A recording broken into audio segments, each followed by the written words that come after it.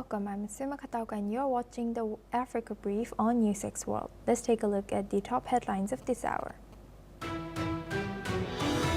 The UN Human Rights Council adopted a resolution to establish an independent fact-finding mission into mass killings in Al-Fashar, Sudan, aimed at identifying perpetrators, including the Rapid Support Forces, with the text passed without a vote, signaling broad international support.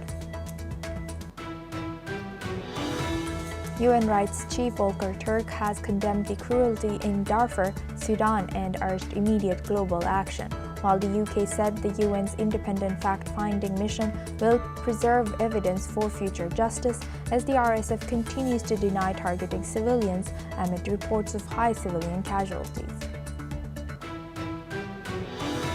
Tanzania's President Samia Suluhu Hassan has announced an inquiry into the election-related killings that occurred after she won 98% of the October 29th vote amid allegations of rigging and internet blackout and claims by opposition groups that hundreds were killed by security forces, as international condemnation grows, including from US senators. Mali's media regulator has suspended French broadcasters after accusing them of airing unverified claims and falsehoods about an al-Qaeda-linked fuel blockade. The suspension follows escalating fuel shortages caused by the JNIM group's blockade of key highways since September, which has led to a worsening security situation across Mali. Africa CDC warns the continent is facing its worst cholera outbreak in 25 years, with over 300,000 cases and more than 7,000 deaths, a 30% surge driven by weak water systems and conflicts, while infections are declining in Congo, South Sudan, and Somalia.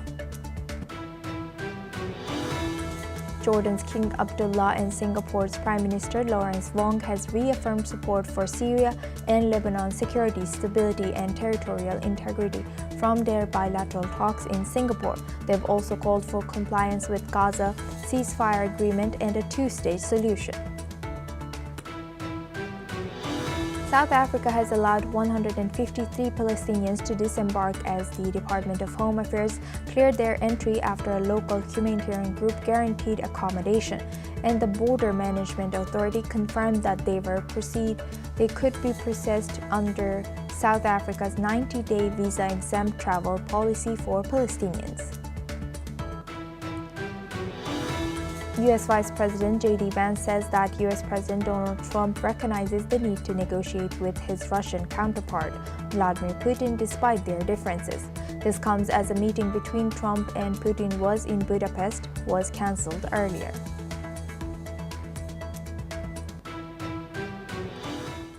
Now we start with UN security on Sudan. The UN Security Council has voted in favor of renewing the peacekeeping mission in Abyei, a disputed territory between Sudan and South Sudan. The UNSC has renewed the mission for another year, warning, however, that further extensions would depend on the tangible progress. The resolution has been drafted by the United States and is adopted with 12 votes in favor and 3 abstentions from Russia, China, and Pakistan.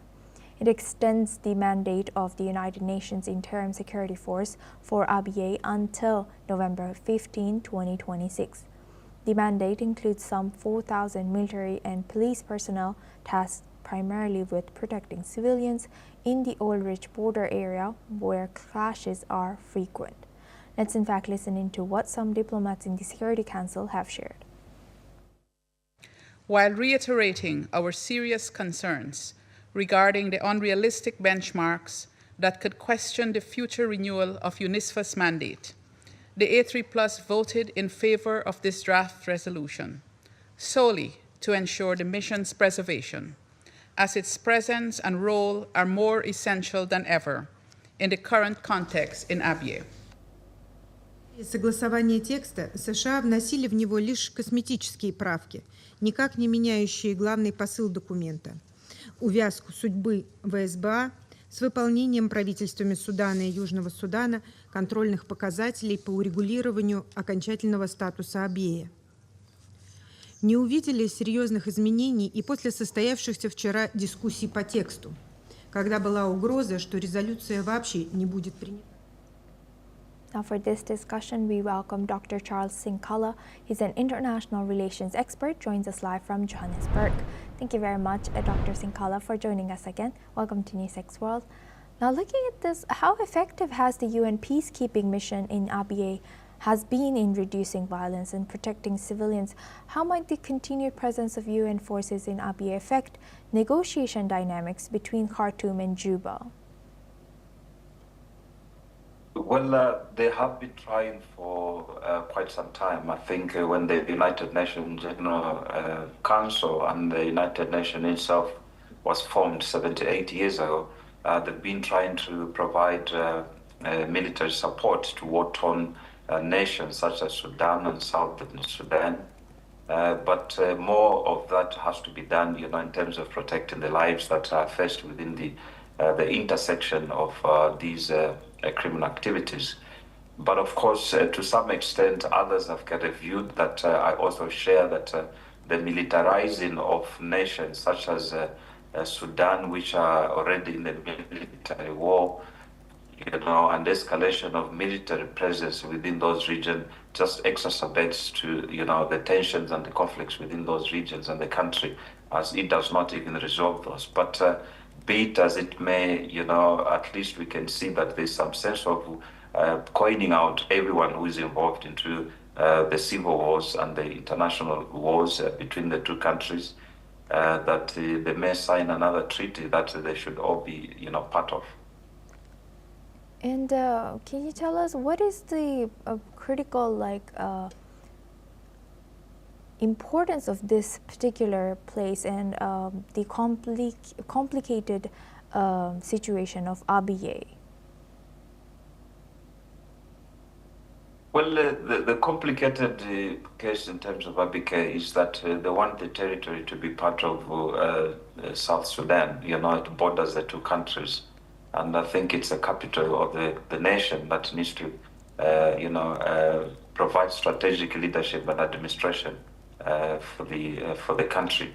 And it becomes a security threat, when the other nation would like to annex it to belong to the other nation. And I think that's a critical part that portrays a very big danger in terms of the conflict. And now looking at the abstentions of Russia, China, and Pakistan, what are the geopolitical implications of the abstentions by Russia, China, and Pakistan on the Security Council resolution for this crisis? Well, Russia, it's in a crisis as it has conflicted itself, within the Ukraine war.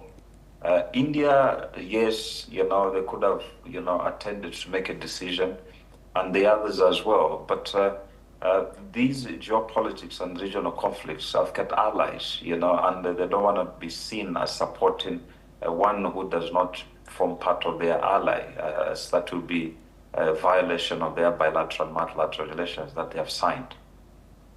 And lastly, do you think that what measurable progress do you think should be required for future mandate extensions of UN's presence over there?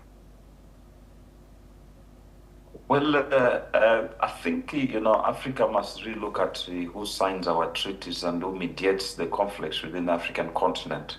I think, yes, we accept and welcome that the United Nations and the United Nations Security Council provide support to those nations, but predominantly countries who are involved in war-torn conflicts, such as South Sudan and Sudan, should be mediated within the African continent, to understand what is the exact problem.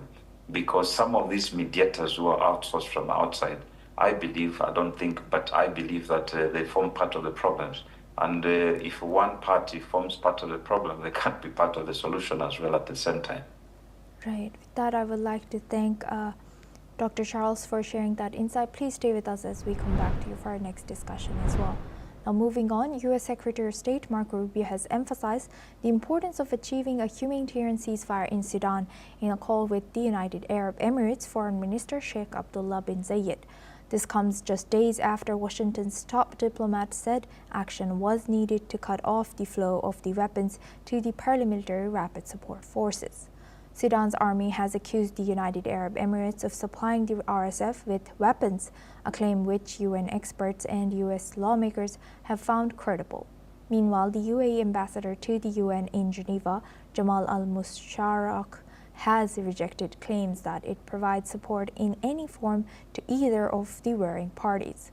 The war between the Sudanese army and the paramilitary support forces, which began in April 2023, has created what the United States has called the world's largest humanitarian crisis.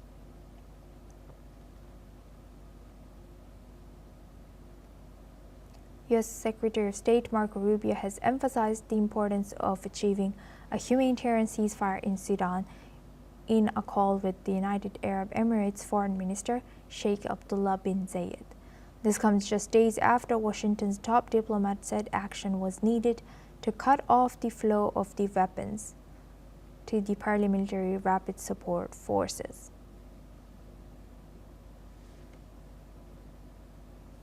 Now we move on to South Africa. South Africa's intelligence services are investigating the circumstances behind a chartered plane that has landed in Johannesburg on Thursday, carrying over 150 Palestinians from Gaza. The passengers were held on the tarmac for about 12 hours after South African authorities found that they lacked proper travel documents and could not provide clear details on their stay in South Africa. The flight had made a stopover in Nairobi, Kenya before reaching R.Tambo International Airport, and the passengers did not have the necessary exit stamps from Israeli authorities, raising suspicions about the nature of their travel. Critics are accusing the unidentified organization that arranged the flight of exploiting the desperate humanitarian situation in Gaza, deceiving families and facilitating their travel in an irregular and responsible manner. South African President Cyril Ramaphosa has confirmed that an investigation is underway to determine how the Palestinians ended up on this flight. While some passengers were sent on to other countries, 130 Palestinians remain in South Africa and are being offered assistance by the Ministry of Home Affairs and the NGO Gift of the Givers. Rights groups have expressed concerns over the secretive nature of the operation, fearing it could be an attempt to push Palestinians out of Gaza. Now, for this discussion, we welcome Dr. Satoru Nagao. He's a fellow at Hudson Institute, joins us live from Tokyo. Thank you very much, Doctor, for joining us again. Now, looking at this, what more do we know about this particular flight that has reached to South Africa? How to escape is a little bit unclear situation, but anyway, ceasefire has happened, and the flow of the truck entering Gaza and exit from Gaza. That's why there's a possibility that some organized style escape has happened, because for example this is a similar case, I guess, because illegal immigrant to Europe, some of the organization exist and they collect money and help the people to leave their country to Europe. So in this case, condition is not good in most cases, but anyway, they prepare the ship or airplane ticket to go Europe. That has happened. Similar situation, if it happen in the Gaza, there is something, the group to help this massive size. 150 is not small, so big size people. They try to help to bring these people from Gaza to other, and finally they reach South Africa. So that's why when they escape from Gaza, there is no official or formal stamp. That's why formal documents they cannot bring. but something system is exist to escape from Gaza because of the ceasefire, because of the flow of the truck has started to move in many places, but at least 2 gates. So that's why it has happened. And so view from this situation, there is a possibility that it will increase soon, I think. Do you think that these people who are coming in, do you think were they taught or told about, notified about the risks of taking such international flight all the way from Palestine, Gaza to Africa, South Africa here? Yeah, of course this is illegal, so that's why we cannot explain how. If we identify how, we can stop it. So that's why this is something the smuggle case. But at the same time, the situation is Gaza, the people do not want to live anymore. So that's why they try to escape that situation, I think. And finally, the relatively rich people, they can pay, so that's why they can escape. And so there is someone who arranged it, I think. And that these people are committing something illegal, I think. So this is a smuggle type illegal escape. Also good and bad is controversial, but at the same time, we should prepare, it will increase. Right, and if it keeps increasing, how do you think, how should South Africa treat this? That is a problem, but in this case, there is no place to return. So that's why the South Africa need to talk with countries who has a will to accept. And in this case, South Africa, country who accept many immigration, so relatively better situation they can prepare. But at the same time, this is not the meaning the situation in South Africa is good for them. So that's why the people can expect it will increase. So that's why the similar case will happen soon in other places or South Africa. I don't know, but the country need to prepare the system to find and accept or at least maintaining some certain level of life for them. So that is needed just now, I think, and in this case, international community need to talk. Yes, indeed. Thank you very much, Dr. Satoru Nagao, for sharing that insight on this topic. Please stay with us as we come back to you for our next discussion as well. Now we move on to Tanzania. Tanzania's Prime Minister Samia Suluhu Hassan has promised to investigate violence during last month's elections and offered condolences to families affected by the clashes. She has said that the government would set up a commission to examine the causes of the unrest and work towards reconciliation and peace. The main opposition party, Chadema, has claimed security forces killed more than 1,000 people, while the UN said it believes hundreds died during protests driven by the exclusion of opposition candidates and a crackdown on dissent, which the government has dismissed. In her first address to Parliament since winning the October 29th election with nearly 98% of the vote, Hassan has called for a moment of silence for the victims and directed authorities to review cases of young people arrested on treason charges, asking that charges be dropped for those who acted without harmful intent. Let's listen into what Samia Suluhu has shared. Serikali imeahidi kuanza kulifanyia kazi suala la mabadiliko ya katiba ndani ya siku 100 za muhula wa pili wa awamu ya 6 kwa kuanza na tume ya usuluhishi na maelewano. Mheshimiwa Spika, tunapozungumzia umoja wa kitaifa, tunaongozwa na uwepo wa tunu ya muungano wetu. Hivyo basi, kuhudumisha, kuimarisha na kuenzi muungano wetu kutaendelea kuwa kipaumbele cha serikali tunayoiunda. Tutaendelea kuchukua hatua madhubuti kuhakikisha tunatatua changamoto za muungano kila zinapojitokeza. Now for this discussion, we welcome back Dr. Satoru Nagao. He's a fellow at Hudson Institute, joins us live from Tokyo. Thank you very much, Doctor, for staying with us.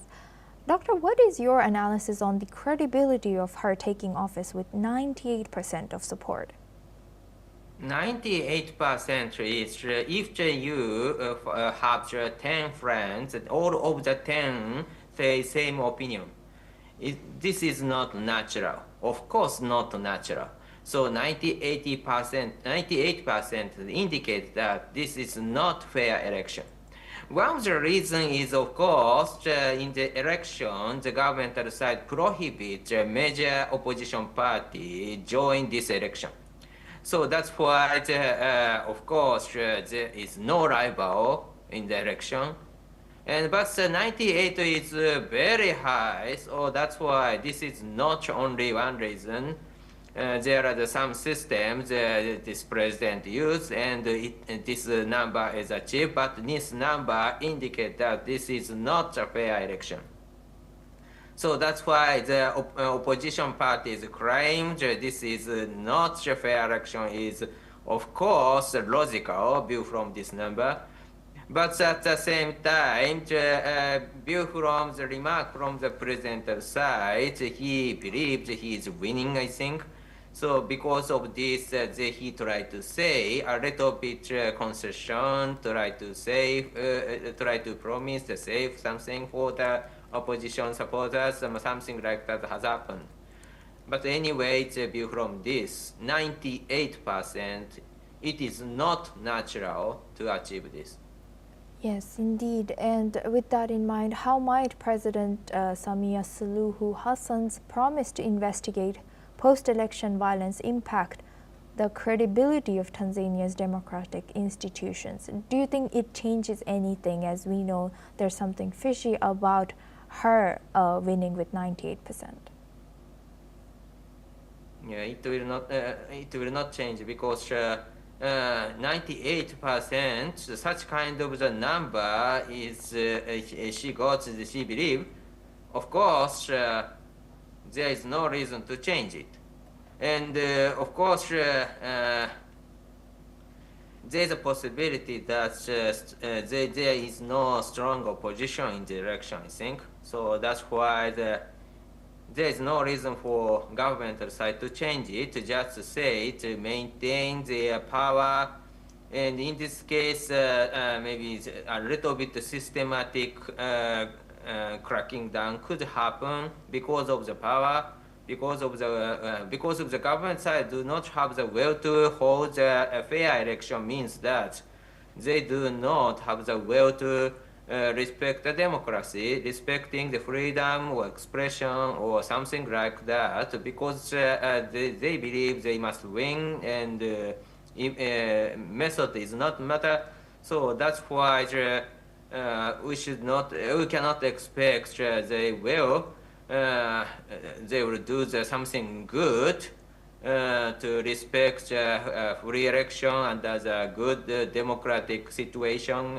View from this number, view from this situation, just remark is a little bit beautiful on surface. That is only surface, I think. And lastly, Dr. Satoru, what do you think, what role could international organizations like the UN play in supporting or monitoring Tanzania's response to these allegations and also electoral violence? Recently, the international organization's power is indeed relatively weak. So United Nations say, of course, they concern the situation and they worry about a fair level of the election, of course. But at the same time, simply I don't care is the response from the Tanzania side, I think. Because recently, in many places in the world, the same situation has happened. Power of the international organization like United Nations is very weak. Because without strong powers, indeed, United Nations cannot work. So that's why we cannot expect the United Nations will work very well in Tanzania and other places also. With that, I would like to thank Dr. Satoru Nagao for joining us today and sharing that insight throughout our news. Thank you very much. Now moving on, according to a statement by Mali's media regulator, two French broadcasters, LCI and TF1, are suspended over allegedly using unverified statements and falsehoods regarding jihadists in this Sahelian country. The two channels are removed from the packages of all sound or television broadcasting services distributors in Mali until further notice, starting from the date of signature of this decision. Now, according to Mali's media regulator, the LC1 report in question was a 12-minute, 24-second segment that aired last Sunday. The segment was about jihadists at the gates of Bamako and the country becoming al-Qaeda's new stronghold. The regulator condemned the report as a blatant violation of the journalists' code of ethics in Mali, which requires adherence to the truth. The ruling military junta, which came to power in back-to-back coups in 2020 and 2021, has suspended several media outlets, particularly foreign ones, and silenced or imprisoned journalists and other critical voices. And that's a wrap on Africa Brief. Keep watching News 6 World for more news updates from around the world.